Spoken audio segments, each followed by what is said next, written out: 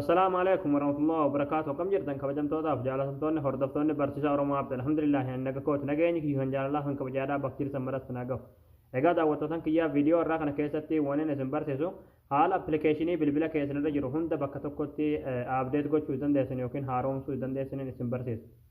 Egaa daawwattoota kiyya appilikeeshinii bilbila keessan irratti argamu hunda yeroo yeroodhaan eeddanii yoo abdeet gootan yookiin haaromsan jechuudha baay'ee tokko bilbila keessaniif wanti kun gaariidha jechuudha akkasuma appilikeeshinii bilbila keessan irra jiruuf baay'ee tokko bareedaadha jechuudha isinii galee appilikeeshinii abdeet gochuun jechuudha yeroo abdeet gootan jechuudha wanta haarawa wanta garagaraadhaat isiniif fida jechuudha akkasuma bilbilli keessan yeroo itti fayyadamtanillee jechuudha isin jala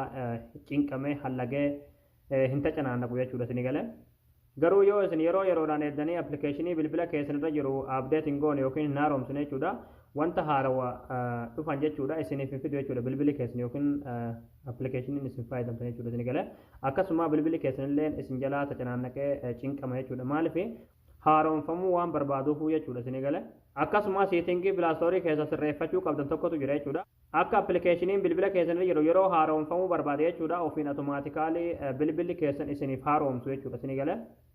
Egaa daawwattootaan kiyya gaafa barumsaatiin darbuun duratti warroonni YouTube chaanaala keenyaaf haarawwataa tan baga nagaan dhuftan jechaa barumsa dabalataa argachuudhaaf chaanaala keenya sabskiraayib godhachuun dagatinaadha.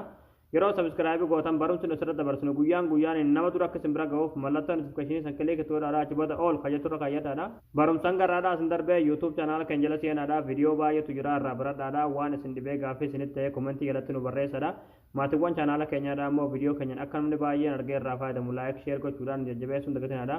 Egaa gamarmaan hanga barumsaan dabarsa hanga xumura viidiyoo keetti obsaan afaan turaan hordofaa isiniin jedha.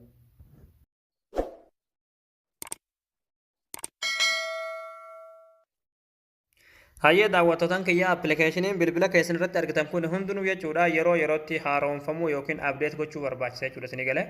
akkuma isiniin jedhe bilbila keessaniif akkasuma appilikeeshinii bilbila keessan kanarra jiru kanaaf baay'ee tokko bareedaadha jechuudha akkasuma wantooti haaroon yeroo dhufan jechuudha. Yeroo appilikeeshinii irratti wanti haaroon dhufe dafeet isin bira gaha jechuudha wanti abdeet ta'e sun jechuudha isin galee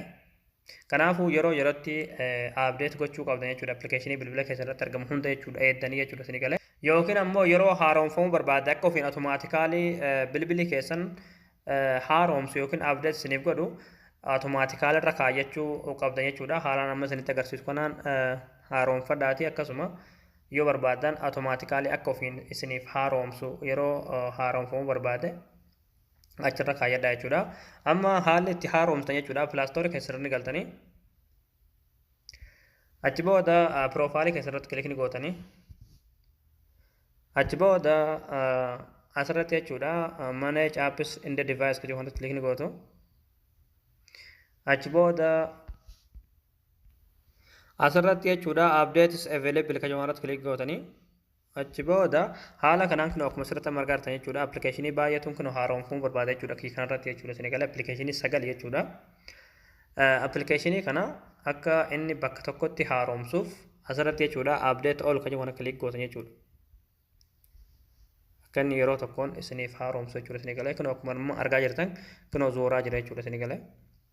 tokko tokkoon amma update ta'e ofiin automaatikaalii carrasa jechuudha yeroo tokko irratti waan keenyaaf jechuudha isin galee haala kanaan appilikeeshinii bilbila keessan irra jiru keessan baay'eetu jira ta'a jechuudha kiyyaan yeroo yerootti waan update godhuufu 9 qofaa naaf ta'e jechuudha haala kanaan update godha inni biraadha jechuudha akka ofiin yeroo appilikeeshiniin kun haaromfamuu barbaade bilbilli keessan yookiin shabakaan bilbila keessanii ofiin automaatikaalii update isiniif godhu yoo barbaade jechuudha as keessanii baatu ammallee of duubanii deebitu ammallee piroofaayilii keessan kilikni gootu ammallee achi booda asirratti jechuudha siitingis kan jedhu kilikni gootu achi booda network kan jedhu kilikni gootu achi booda app download kan jedhu kilikni gootu achi booda over any network kan jedhu kilikni gootu ammallee danii kilik gootu ammallee asirratti jechuudha auto update apps kan jedhu kilikni gootu ammallee yeroo hunda keessaniif haaromsu jechuudha yeroo appilikeeshiniin bilbila keessan jiru haaromfamuu barbaade asirratti asolii kanarratti kilik gootan jechuudha ammallee danii kilik gootu jechuudha isin galee haala kanaan ofiin automaatikaalii yeroo bilbilli keessumaa appilikeeshiniin keessan haaromfamuu barbaade bilbilli keessan shabakaan bilbila keessanii ofiin automaatikaalii update isiniif godha jechuudha appilikeeshinii haaromfamuu barbaade jechuudha isin galee haala kanaan yeroon eeguun isinirraa hin eegamu jechuudha yoo haala kanaan automaatikal irra kaayattan jechuudha isin galee. Kanaafuu haala kanaan automaatikal irra kaayadhaati yeroon akka ofiin automaatikal isiniif haaromsu jechuudha. Yeroo barbaadetti jechuudha isin galee. Egaa daawwattootaan kiyyaa haala kanaan salphumatti appilikeeshinii bilbila keessanirra jiru hunda abdeet godhachuu dandeessanii barnoonni keenya kanarraa asirratti raawwataa barumsa birootiin agooltee deebinutti viidiyoo keenya namni baay'een erga akka irraa faatumu laayik sheer gochuudhaan jajjabeessuun tattinaadha waan hordoftaniif galatoomaa.